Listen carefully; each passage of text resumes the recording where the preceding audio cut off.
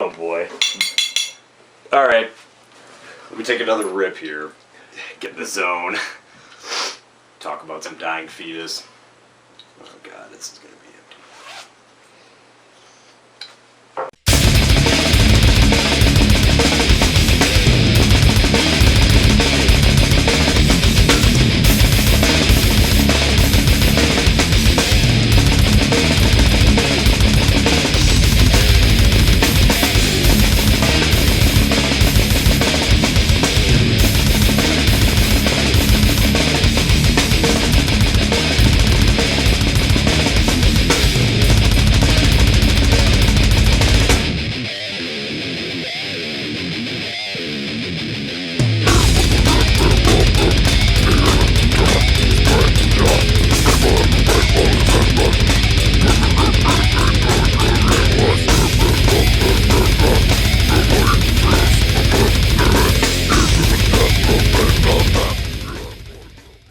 On the album, like kind of why, like where it stands in their canon.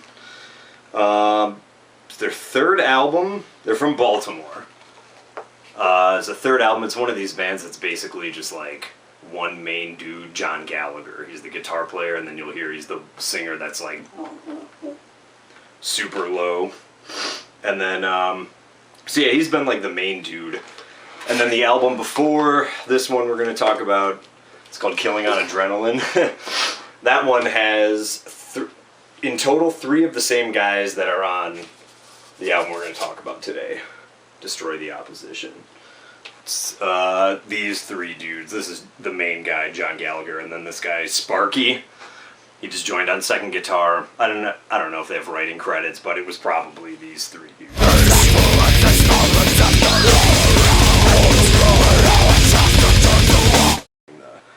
Bulk of the writing, so it's the only album that they had this lineup on because afterward everybody but the main dude quit or kind of like left the band amicably.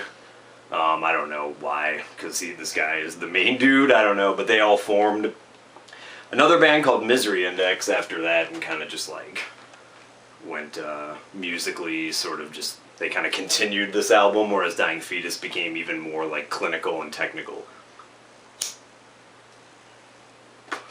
The next 2 albums were not very good, and then they released probably like my 3rd favorite, but yeah, it's, it would be, well, it would basically fall under the realm of like technical brutal death metal, which it is, but that more kind of refers to bands that are like way more about the technicality, like how many riffs they can cram into a song and like how like low end and like brutal it can be, whereas these guys also, because of their bass player, Jason, I think mostly had like a bit of like a hardcore vibe you'll hear. There's like circle pit parts, but they also totally have like the complete beatdown, breakdown riffs, which is kind of like one of their trademarks.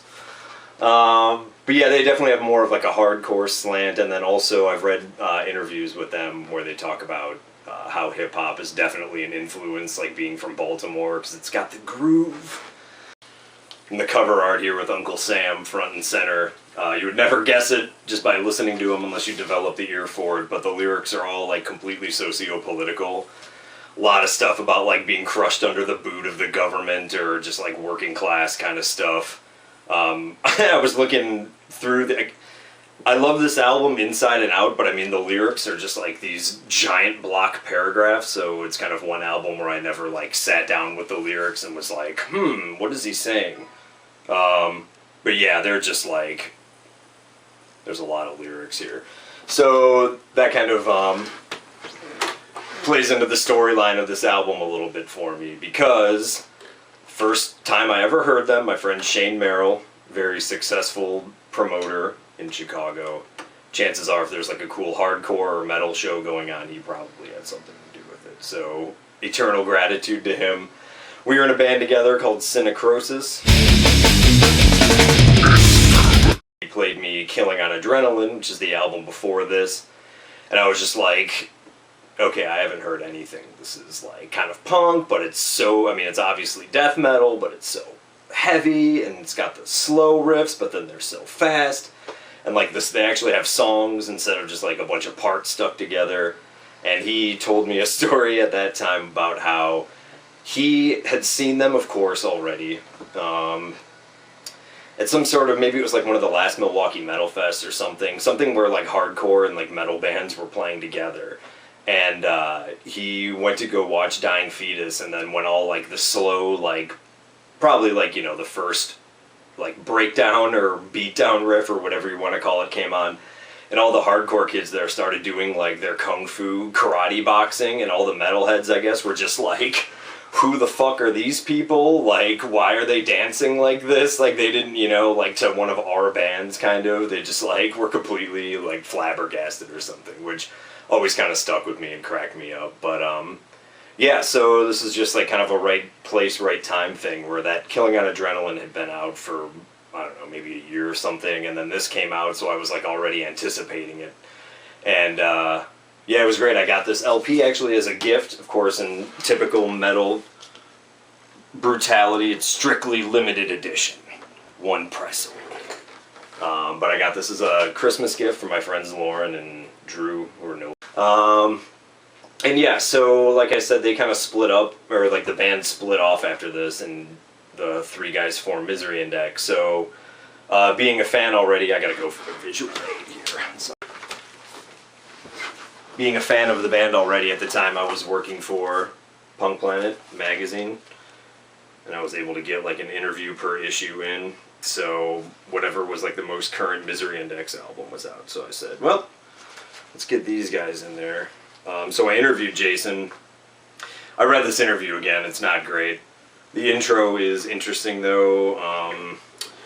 Talking about basically how the lyrics actually have some meaning behind them, whereas in, like, you know, if you were maybe somewhat familiar with this type of music and just kind of heard how their vocals sound, you would just assume it's about like Satan or chopping up people or something. But so he they played, I think, 4 times total in Chicago, like the Chicago area, when this toured. There might have been others I didn't know about, but 2 I went to.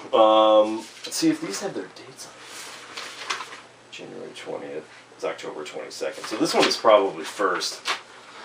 They saved the flyer. So it was Vader, it was Dying Fetus, Deeds of Flesh, Cephalic Carnage, and then us, the band that nobody has ever heard of. But this was like a big package tour, and just because he was the promoter, you know, and I mean, we played a lot at the time. It's not like we were just like our first show or something and we just like jumped on this bill because of who was in the band. Like, it made sense at the time. So yeah, this is the show I've got pictures of somewhere. So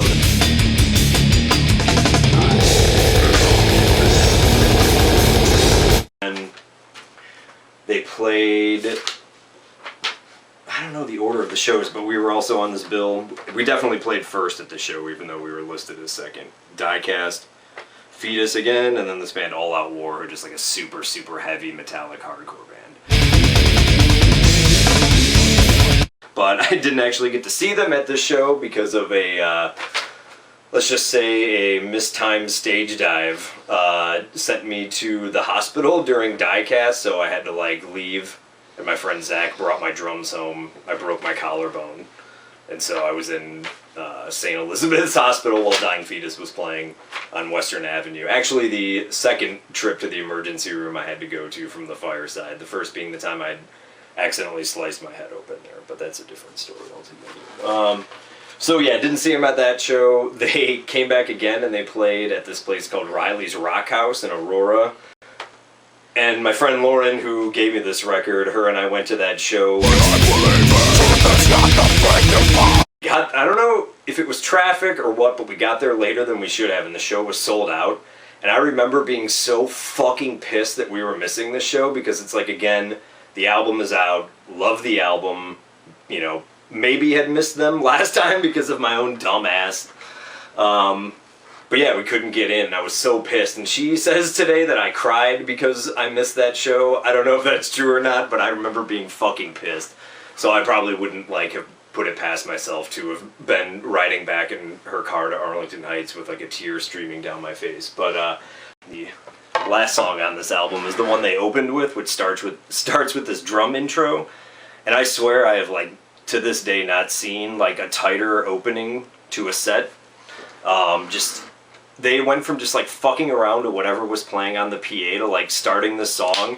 And when it kicks in, it's super fast, and it was just like, they were just like a fucking, you know, they've been touring a lot. So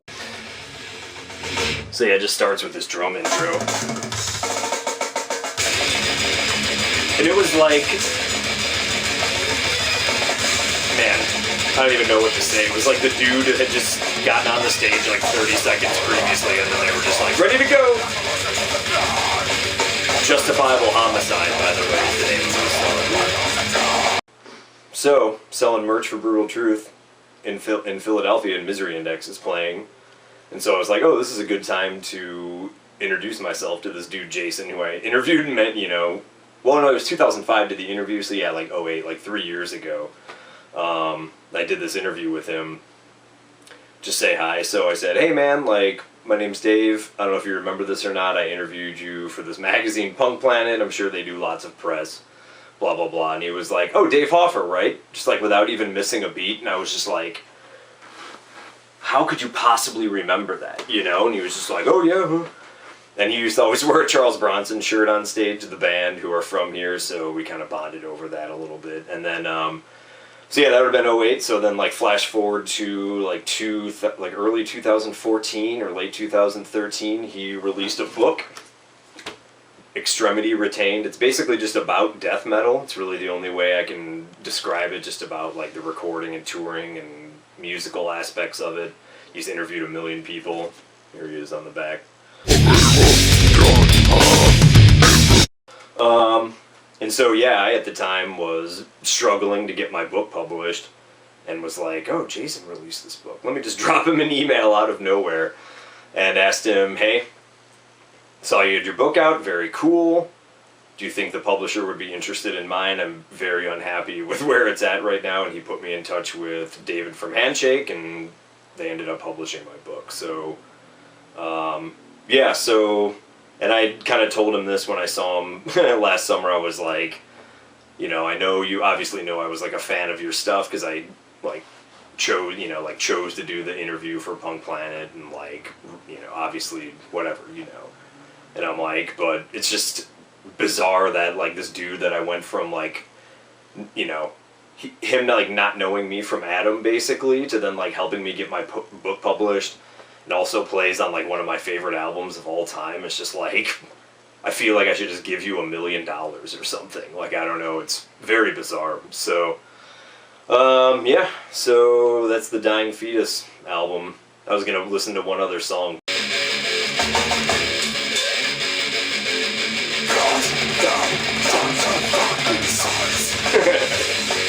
Fucking corporations, man.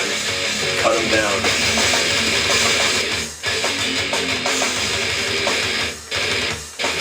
Oh, I love this.